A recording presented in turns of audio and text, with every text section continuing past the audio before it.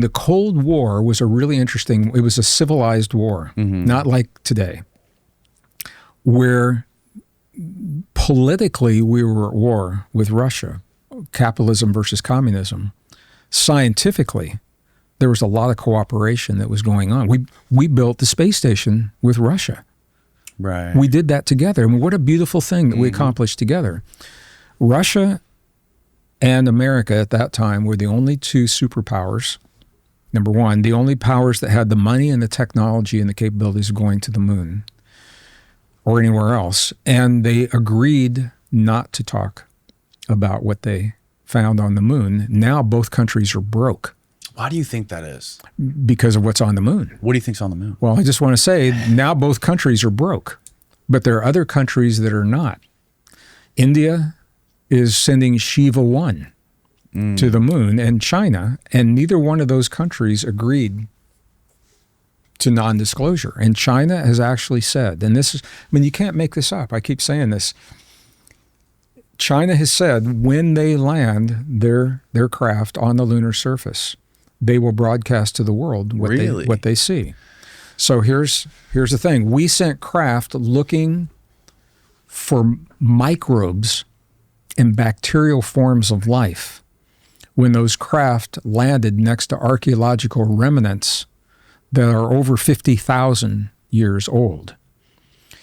On the moon. On the moon, on the lunar surface. And when China sends those images back, my sense, and I don't have an inside track any longer, my sense is that we're going to see structures that are there. And I've seen the photographs of the structures. They all the way back to the Clementine missions that were, through freedom of information, had to be released in I think it was 1990. They had to be released. And they did, and they pixelated out all of the archaeological structures. And some of them are towers, some of them are long, elongated archaeological structures. So look at the irony.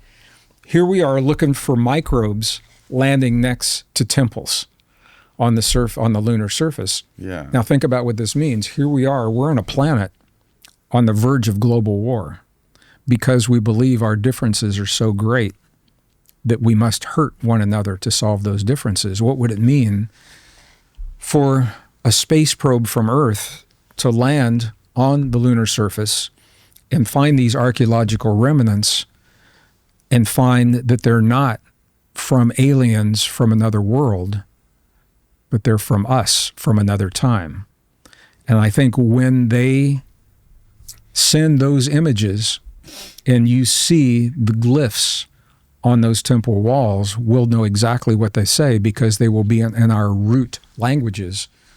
Cuneiform, Hebrew, Sanskrit, and Arabic are the four root languages that I think you'll see when those come back. Would that be enough for us to look at one another as nations and say, my God, look at the great and beautiful things that we did when we worked together a long time ago in the past? What could we achieve if we came together right now? What could we give to our children? And what could we give to our future if we work together instead of destroying ourselves? Something like that could be the catalyst. You see, there was something that came out in NASA a couple weeks ago, I think it was maybe even a month ago, where they discovered caves, like deep caverns I on saw the that. moon. Yeah, they've already found it. It's already, I mean, this stuff, we've had the images. And I think it's one of the reasons commercially we didn't go back, because it causes a lot of problems. And then what about the dark side? Like there was also something that came out where they were interviewing, I think it was in front of Congress maybe, but they were interviewing the head of NASA and they were asking him about why China is sending rovers out to the dark side of the moon. And he was like, let them do it. We don't care what's back there. Well, the moon itself is an enigma. Shouldn't be. Right, of course. Shouldn't be where it is. The orbit of the moon is unlike any other orbit of any moon around any planet in our solar system. The multiples, the dimensions, the geometry of the moon, the number of moons between Earth and the sun, the number of moons between Earth and the moon, these are very precise. They're integer multiples. This doesn't happen in nature. All the other planets in our solar system, moons typically orbit around the equator. Ours is offset just enough to give us the gravity to stabilize our ocean tides. And there is geologic evidence to suggest there was a time where we had oceans and no moon, and the tides were huge. I mean, we're talking like 400-foot waves that were coming in and just decimating land. And there are stories, and there are indigenous traditions and biblical passages that talk about when there was no moon and how things changed when the moon occurred. Now, that's not science. They're stories. Right. But the geology does suggest they found evidence of these massive tides at a time when it's believed the moon didn't exist. The question is the moon a natural moon? Is it artificial, or is it a natural moon that was captured in our orbit from a catastrophic event in our solar system?